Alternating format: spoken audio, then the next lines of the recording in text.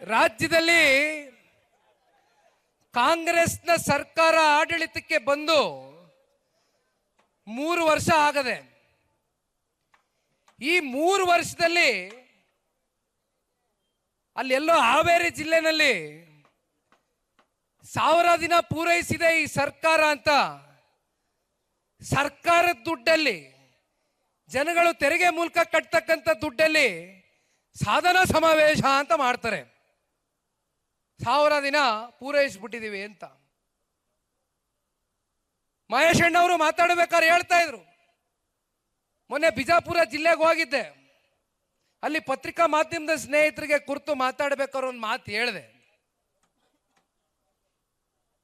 ಇಂದಿನ ಮುಖ್ಯಮಂತ್ರಿಗಳು ಮೈಸೂರು ಜಿಲ್ಲೆಯವರೇ.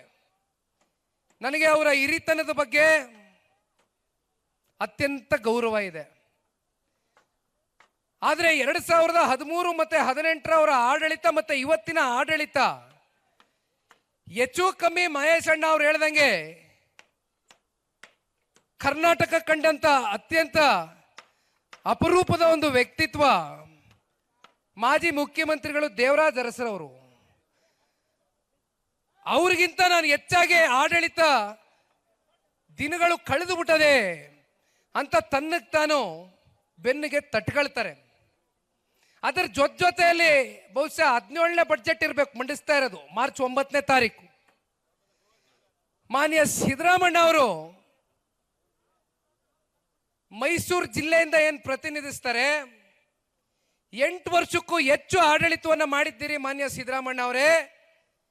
ನಿಮಗೆ ಪಾಪ ಕುಮಾರಣ್ಣನ ತರ ಸಮ್ಮಿಶ್ರ ಸರ್ಕಾರದ ಒತ್ತಡಗಳು ಅರ್ಥ ಆಗ್ಲಿಕ್ಕಿಲ್ಲ. 135, 138 ದಾಖಲೆ ಪ್ರಮಾಣದ ಶಾಸಕರನ್ನ ಹೊಂದ್ಕೊಂಡಿದ್ದೀರಿ ಕರ್ಣ. ಆದ್ರೆ ನೀವು ಕೊಟ್ಟಿರ್ತಕ್ಕಂಥ ಸಾಧಿಸಿರ್ತಕ್ಕಂಥ ದಾಖಲೆ ಏನಪ್ಪಾ ಅಂದ್ರೆ 7,64,000 ಕೋಟಿ ಇವತ್ತು ನಮ್ಮ ರಾಜ್ಯ ಸಾಲದಲ್ಲಿ ಇದೆ. ಅದರಲ್ಲಿ ಅತಿ ಹೆಚ್ಚು ಸಾಲವನ್ನ ಮಾಡಿರ್ತಕ್ಕಂಥ ಕೀರ್ತಿಯನ್ನ ಹೊಂದಿರತಕ್ಕಂಥ ಮುಖ್ಯಮಂತ್ರಿಗಳು ಕರ್ನಾಟಕ ರಾಜ್ಯದಲ್ಲಿ ಅದು ಸನ್ಮಾನ್ಯ ಸಿದ್ದರಾಮಣ್ಣ ಅವರು. 5 ಲಕ್ಷ ಕೋಟಿ ಸಾಲ ಮಾಡಿದ್ದಾರೆ. ಇನ್ನ ಸ್ವಾತಂತ್ರ್ಯ ಬಂದಾಗಿದ್ದ ಇನ್ನ ಮಿಕ್ಕಂತ ಮುಖ್ಯಮಂತ್ರಿಗಳೆಲ್ಲ ಸೇರಿದ್ರೆ 2,64,000 ಕೋಟಿ ಸಾಲ ಮಾಡಿದ್ದಾರೆ. ನಾನು ಮಾನ್ಯ ಸಿದ್ದರಾಮಣ್ಣ ಅವರಲ್ಲಿ ಒಂದು ಪ್ರಶ್ನೆಯನ್ನ ಕೇಳಲಿಕ್ಕೆ ಬಯಸ್ತೇನೆ.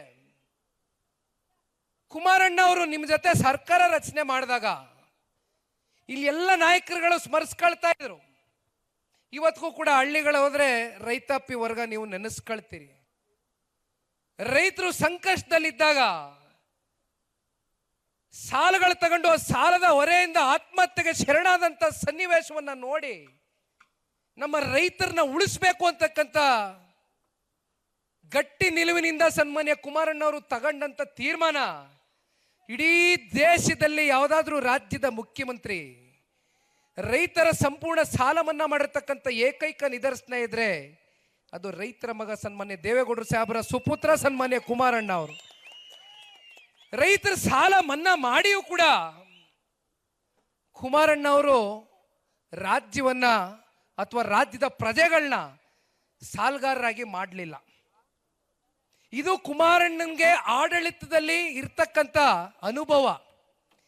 ಇವತ್ತು ಯಾತಕ್ಕೋಸ್ಕರ ಕುಮಾರಣ್ಣ ಅವರು ಅಥವಾ ಕುಮಾರಣ್ಣನ ದೇಶದ ಗೌರವಾನ್ವಿತ ಪ್ರಧಾನಮಂತ್ರಿಗಳು ಶ್ರೀ ನರೇಂದ್ರ ಮೋದಿಜಿಯವರು ಅತ್ಯಂತ ಗೌರವದಿಂದ 2 ಹುದ್ದೆಗಳನ್ನ ಕೊಟ್ಟಿದ್ದಾರೆ. ವಿಕಸಿತ ಭಾರತವನ್ನ ಕಟ್ತಕ್ಕಂಥದಕ್ಕೆ ಕುಮಾರಣ್ಣ ಅಂತಕ್ಕಂಥ ಒಬ್ಬ ಮಂತ್ರಿ ನನ್ನ ಸಚಿವ ಸಂಪುಟದಲ್ಲಿ ಇರಬೇಕು ಅಂತಕ್ಕಂಥ ನಿರ್ಧಾರವನ್ನು ಮಾಡಿ ದೇಶದ ಗೌರವಾನ್ವಿತ ಪ್ರಧಾನಮಂತ್ರಿಗಳೊಂದು ಅವಕಾಶ ಕೊಟ್ಟಿದ್ದಾರೆ. ಅದಕ್ಕೆ ಕಾರಣ 2 ಬಾರಿ ಅತ್ಯಂತ ಅಲ್ಪಾವಧಿಯಲ್ಲಿ ಅವರು ಕೊಟ್ಟಿರ್ತಕ್ಕಂಥ ಕಾರ್ಯಕ್ರಮಗಳು, ಯೋಜನೆಗಳು ಜನಾನುರಾಗಿಗಳಾಗಿ ಇವತ್ತು ಸನ್ಮಾನ್ಯ ಕುಮಾರಣ್ಣ ಅವರು ಅಧಿಕಾರ ಇರಲಿ ಅಧಿಕಾರ ಇಲ್ಲದೆ ಹೋಗ್ಲಿ ನಮ್ಮ ಮನೆ ಮುಂದೆ ಇವತ್ತಿಗೂ ಕೂಡ ಬರ್ತಕ್ಕಂಥವ್ರು ಯಾರೋ ಸೂಟು ಬೂಟ್ ಹಾಕೊಂಡಿರ್ತಕ್ಕಂಥ ದೊಡ್ಡ ದೊಡ್ಡ ವ್ಯಾಪಾರಸ್ಥರಲ್ಲ. ರೈತರು ಯುವಕರು ಕೆಲಸ ಕೇಳ್ಕೊ ಬರ್ತಾರೆ.